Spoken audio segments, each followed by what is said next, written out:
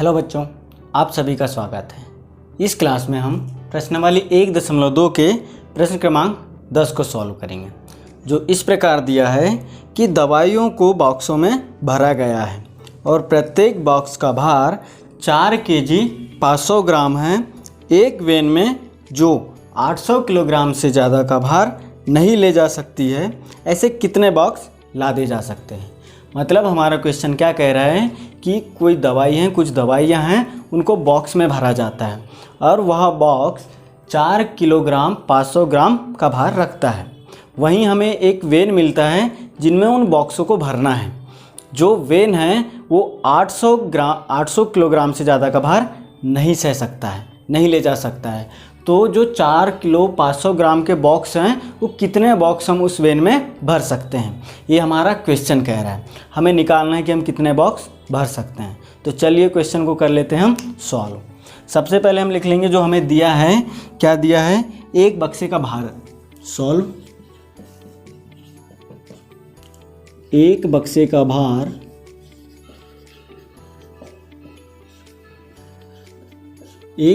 भार दिया है 4 किलोग्राम और 500 ग्राम।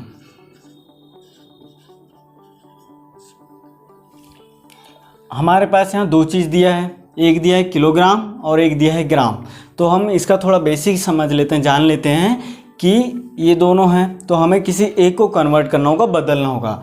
किलोग्राम को ग्राम में बदलना होगा या ग्राम को किलोग्राम में बदलना होगा। तो हम क्या करेंगे, इस क्वेश्चन को सॉल्व करने के लिए जो किलोग्राम है उसको हम ग्राम में बदल लेंगे। तो उसके लिए हमें एक बेसिक चीज़ पता होना चाहिए कि 1 केजी बराबर कितना होता है। 1 केजी बराबर हमारा होता है 1000 ग्राम। ये अभी हमें काम देगा क्वेश्चन को सॉल्व करने में। तो हम इसे बदल लेते हैं, है ना। जो हमारा है 4 केजी, इसको हम गुणा कर देंगे, मल्टीप्लाई कर देंगे 1000 से, प्लस 500 ग्राम को हम जैसे का तैसा लिख देंगे। अब इसको गुणा करेंगे तो ये हो जाएगा 4000 प्लस 500 ग्राम, 4500 ग्राम। ये हो गया, हमने किलोग्राम को ग्राम में कन्वर्ट कर लिया। हमें क्वेश्चन में एक और चीज़ दी है, वो दिया है वैन का अधिकतम भार, की वैन कितना भार सह सकता है। तो जो हमारा वैन है वो कितना भार सह सकता है। वैन में अधिकतम भार, वैन में अधिकतम भार, हमारा वैन अधिकतम भार कितना सह सकता है, 800 किलोग्राम। ये भी किलोग्राम में है तो हम इसको भी ग्राम में बदल देते हैं। तो इसके साथ भी वही करेंगे, 8 का गुणा हम 1000 से कर देंगे, क्योंकि 1 किलो में हमारा 1000 ग्राम होता है। तो ये हमारा हो जाएगा 800 का गुणा करेंगे, 800 का गुणा हम 1000 में करेंगे, 1000 ग्राम में। तो ये हमारा हो जाएगा, जो जीरो वाला संख्या होता है उनका गुणा का तो आपको बेसिक पता होगा कि इसका 8 के साथ कर दिया, 8 एकम 8, और ये जो 2 और ये 3 5 जीरो हैं उसको हम 8 के बाद लगा देंगे। तो ये हमारा बदल गए ग्राम में। अब हमारे पास ये दोनों संख्या हैं ग्राम में। अब हम निकाल सकते हैं कि वैन अधिकतम कितने बॉक्स वैन में भरे जा सकते हैं। तो उसके लिए क्या करना होगा हमें, जो 4500 है, 4500 ग्राम, उसको हम इसमें डिवाइड कर देंगे, भाग कर देंगे या उससे काट देंगे। तो काट देते हैं, 4500, इसको हम काटेंगे तो ये 0 से 0 कट जाएगा, 0 से 0 कट जाएगा। अब हमारे पास 8000 बच जाता है और नीचे 45 बच जाता है। अब यदि आपको यहाँ से काटना नहीं आ रहा है तो आप इसे और आसान स्टेप में कर सकते हैं कि जो 45 है इसका भाग दे देंगे हम 8000 में, भाग दे देंगे। भाग तो आपको आता ही होगा, नहीं आ रहा है तो आप सीख लीजिए, है ना। तो अब हम भाग दे देते हैं, 45 का हम एक बार में देंगे तो 45 हो जाएगा, ठीक है। तो अब हमारे पास बच जाएगा 10 में से 5 गए 5 और यहाँ 7 में से 4 गए 3, एक जीरो को नीचे ले आओ, 350 हो गया। अब 45 का पहाड़ा ऐसे पढ़ो कि 350 से ज़्यादा ना हो, 1 बार 2 बार 3 बार 4 बार 5 बार 6 बार 7 बार करके, तो हम 350 का 45 का हम 7 बार करते हैं। 35 की 5 3 7 चौके 28 31 315। 8 बार करेंगे तो इससे ज़्यादा हो जाएगा, तो हमें 7 बार ही करना है, कम होगा। तो हम यहाँ कर देते हैं 315, माइनस कर दो तो फिर 35 बचेगा। 0 में से 10 में से 5 गए 5, 4 में से 1 गए 3, फिर एक 0 है तो उसको नीचे ले आओ। 350 फिर से हम 7 बार में ही करेंगे तो 315 आ जाएगा, फिर हमारे पास 35 बच जाएगा। हमें शेषफल का कोई लेना देना नहीं है, शेषफल नहीं पूछ रहा है हमारा क्वेश्चन, हमें ये पूछ रहा है कि कितने बॉक्स लादे जा सकते हैं। तो हमारे पास निकल आया, ये हमारा भागफल है, ये हमारा आंसर हो जाएगा। 177 बॉक्स हम लाद सकते हैं वेन में। तो हम लिख देंगे, अतः यहाँ लिख देते हैं, अतः वेन में 177 बॉक्स लादे जा सकते हैं।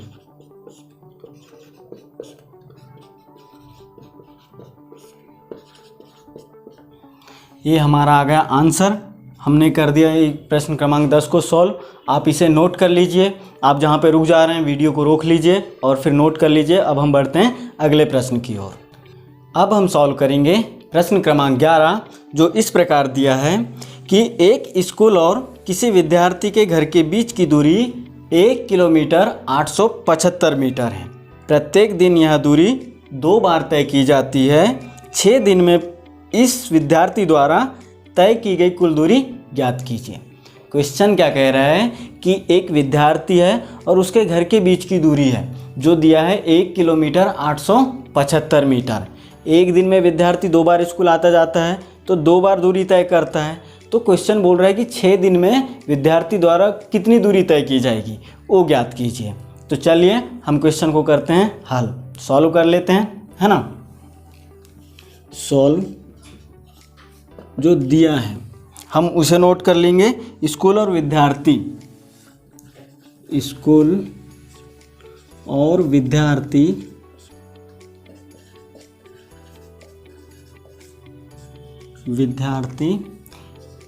के घर के बीच की दूरी, के घर के बीच दूरी कितना दिया है, 1 किलोमीटर 875 मीटर। यहाँ पे भी थोड़ा ध्यान दीजिएगा, हमारे पास 2 मापदंड दिए हैं, 1 किलोमीटर में दिया है और 1 मीटर में दिया है। तो यहाँ पे भी हमें वही करना होगा जो हमने अगले पिछले क्वेश्चन में किया कि किलोमीटर को एक तो मीटर में बदलेंगे या तो मीटर को किलोमीटर में बदलेंगे, है ना। उसके लिए हम बेसिक चीज़ पहले समझ लेते हैं। हम किलोमीटर को मीटर में बदलते हैं तो हमें पता है, या नहीं पता तो हम जान लेते हैं कि 1 किलोमीटर इज इक्वल टू होता है 1000 मीटर, ये होता है। अब हम इसकी मदद से इसको बदल लेते हैं सहायता से, है ना। तो हम पहले चलिए बदल लेते हैं। 1000, 1 का गुणा 1000 से करेंगे, डायरेक्ट 1000 लिख देता हूँ, या चलिए ठीक है, प्लस 875 मीटर।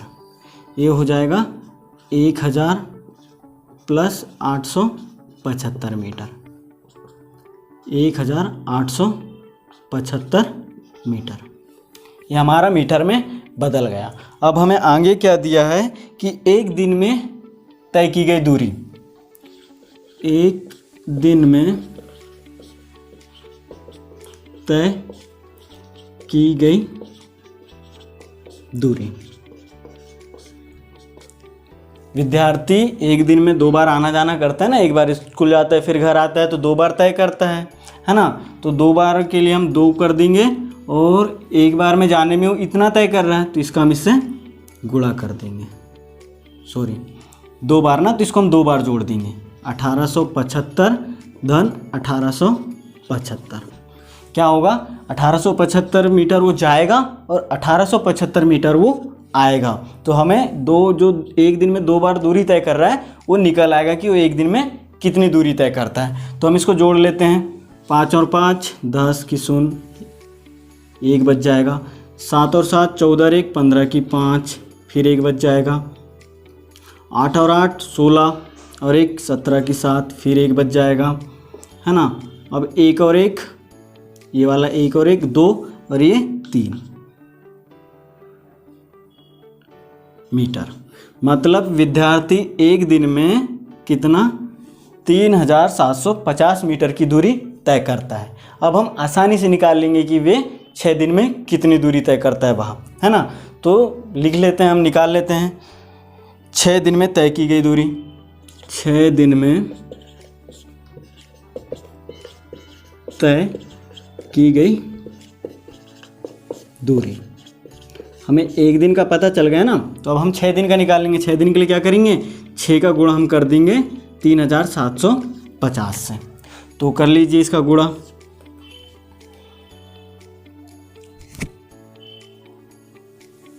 चलो हम इधर कर लेते हैं, 6 गुणित 3750। क्या करते हैं, 6 का करो 0, है ना। 6 पंचे 30, 0 3 रह जाएगा। 7 6 42 और 3 कितना हो जाएगा 45 की 5 लिखेंगे, 4 रह जाएगा। 6 3 18 और 4 22, ये निकल आया।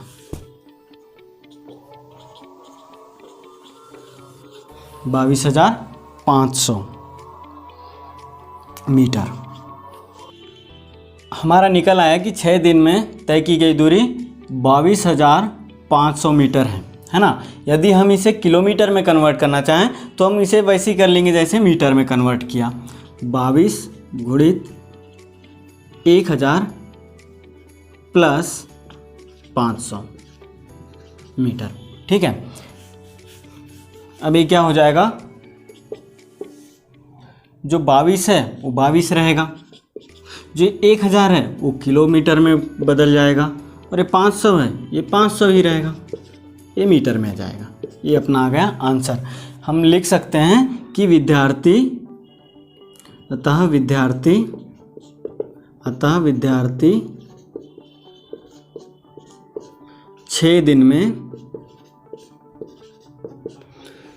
दिन में 22 किलोमीटर और 500 मीटर की दूरी तय करता है।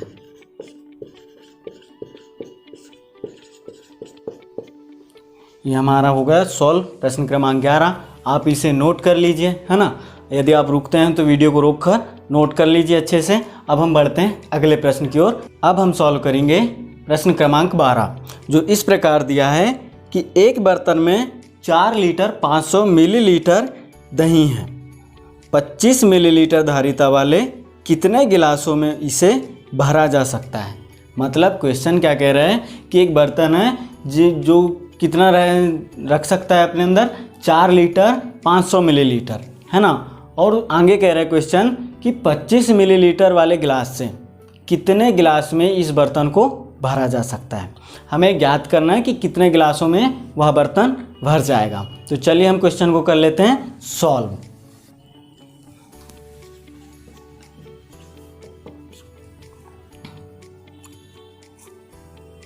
बर्तन में दही की कुल मात्रा, कुल मात्रा हमारे पास दिया है 4 लीटर 500 मिलीलीटर। इसमें भी आप थोड़ा ध्यान दीजिए कि हमारे पास 2 दिए हैं, एक लीटर दिया है और एक मिलीलीटर दिया है। तो जैसे कि अभी हमने 2 क्वेश्चन किया वैसे इसे भी करना है। लीटर वाले को एक तो मिलीलीटर में बदलना है, कन्वर्ट करना है, या तो मिलीलीटर को लीटर में बदलना है। तो हम इस क्वेश्चन में भी वही करेंगे, बड़ी संख्या बड़ी मापदंड को छोटे में कन्वर्ट कर देंगे, लीटर को मिलीलीटर में। तो उसके लिए हमें बेसिक पता होना चाहिए कि 1 लीटर में कितने मिलीलीटर होता है। आप लोगों को पता है, नहीं है तो हम बता दे रहे हैं कि 1 लीटर में 1000 मिलीलीटर होता है। तो हमें इसे सॉल्व करने के लिए क्या करना होगा, अब इसे बदल लेते हैं, है ना। लीटर को मिलीलीटर में। तो 4 का गुणा हम किससे करेंगे, 1000 से प्लस 500 ml। तो ये हो जाएगा हमारा 4000 प्लस 500 ml। दोनों को जोड़ देंगे तो हो जाएगा 4500 ml। ये हमारा हो गया कि बर्तन में कुल कितना दही रखा गया है, 4500 ml रखा गया है। अब हमें आगे क्या बोल रहा है कि गिलास की धारिता क्या है, कि गिलास की धारिता मतलब कि गिलास कितना द्रव्य अपने अंदर रख सकता है, कितना दही अपने अंदर रख सकता है। तो हमें दिया है 25 ml, 25 ml दिया है। अब बोल रहा है क्वेश्चन कि कितने गिलास में बर्तन फुल हो जाएगा, तो हमें गिलासों की संख्या निकालनी है। तो हम गिलासों की संख्या निकाल लेंगे, गिलासों की संख्या कि कितने गिलास में ये बर्तन फुल हो जाएगा। तो इसके लिए हम क्या करेंगे, ये 25 ml है, इसका हम इसमें हम इसको भाग दे देंगे, डिवाइड कर देंगे या काट देंगे। तो ये क्या हो जाएगा, 4500 25 से काट दो, या तो फिर आप इसे ऐसा भी कर सकते हैं 25 4500। तो आप कर दीजिए, एक बार में 25 घटा दो, कितना बच जाएगा 0, 4 में से 2 गए 2, 1 0 को नीचे ले आओ। अब 25 का पहाड़ा पढ़ते जाओ, 200 से ज़्यादा ना हो, तो 4 बार में 100 होता है, तो 8 बार में 200 हो जाएगा माइनस। अभी हमने ये वाला शून्य को लिया था, अब ये वाला शून्य को लेंगे, भाग नहीं जाएगा तो इसका शून्य लगा देंगे और वो जैसे के तैसे रह जाएगा। तो हमारे पास निकल आया कि 180। यदि आप इसको काटोगे भी तो 180 आएगा, मतलब कि गिलासों की कितनी संख्या हम ले सकते हैं, 180 गिलास। या फिर हम लिख देंगे अतः 180 गिलास में 180 गिलास में बर्तन भर जाएगा, बर्तन भर जाएगा। या 180 गिलास हम डालेंगे तो बर्तन भरा जा सकता है 180 गिलासों से। ठीक है, ये हमारा हो गया प्रश्न क्रमांक 12। हमने इस क्लास में प्रश्न 3 सॉल्व किए हैं। अब अगले जो प्रश्न वाली है हम अगली क्लास में सॉल्व करेंगे। आप इसे नोट कर लीजिए, यदि आप रुक जाते हैं तो वीडियो को रोक कर नोट कर लीजिएगा, अच्छे से नोट कीजिए। जहाँ कोई भी डाउट्स होता है, कोई भी क्वेरीज होती है तो आप कमेंट बॉक्स में हमें बोल सकते हैं। और वीडियो अच्छा लगा हो तो अपने साथियों तक शेयर ज़रूर करें। और अभी तक आपने हमारे चैनल को सब्सक्राइब नहीं किया है तो जाते जाते सब्सक्राइब कर दें। धन्यवाद।